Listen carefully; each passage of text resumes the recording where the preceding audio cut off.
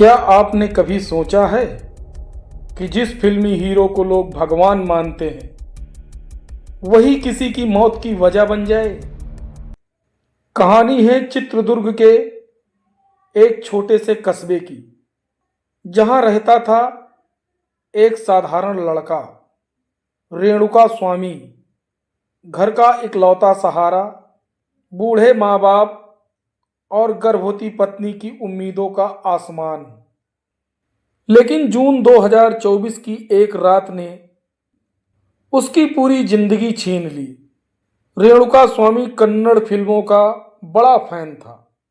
उसका हीरो था दर्शन थुगुदीपा।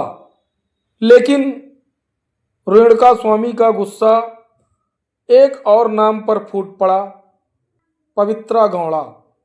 उसे लगता था कि पवित्रा ने दर्शन का घर तोड़ दिया है, उसकी जिंदगी बिगाड़ दी है। गुस्से में आकर रेणुका स्वामी ने पवित्रा को मैसेज भेजना शुरू किया, कभी धमकी, कभी ताने। तुम्हारी वजह से लाखों फैंस का भगवान बर्बाद हो रहा है, तुम्हें सबक सिखाना पड़ेगा। ये मैसेज सीधे दर्शन तक पहुंचे।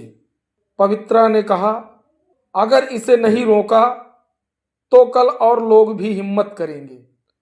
और यहीं से फैसला हुआ, रेणुका स्वामी को ऐसा सबक मिलेगा जो कोई और दोहराने की हिम्मत न करे।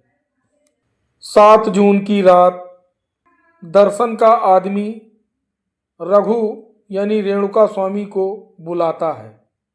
वो भोलेपन से उसके साथ निकल पड़ता है। कुछ घंटों बाद वो बेंगलोर के एक अंधेरे शेड में खड़ा था। सामने वही शख्स, दर्शन। और फिर शुरू हुई वो रात जो कभी खत्म नहीं हुई।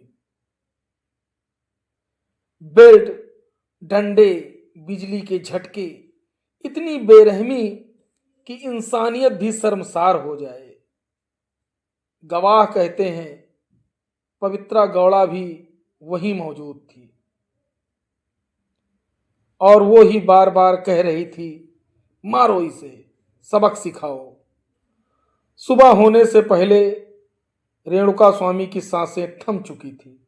8 जून बेंगलुरु के सुमनहल्ली नाले के पास एक चौकीदार को कुत्ते किसी चीज को नोचते दिखे। पास जाकर देखा, वो इंसान था। शरीर पर गहरे घाव, कान कटा हुआ। ये कोई साधारण हत्या नहीं थी, ये था निर्दय अत्याचार। 10 जून को 4 लड़के अचानक पुलिस के पास पहुंचते हैं। कहते हैं, हाँ हमने हत्या की है, पैसों का झगड़ा था। पुलिस को लगा केस सुलझ गया, लेकिन जल्द ही सच सामने आया। इन चारों को 5-5 लाख रुपए देकर खरीदा गया था। असल गुनहगार को बचाने की साजिश रची गई थी। पुलिस ने हार नहीं मानी।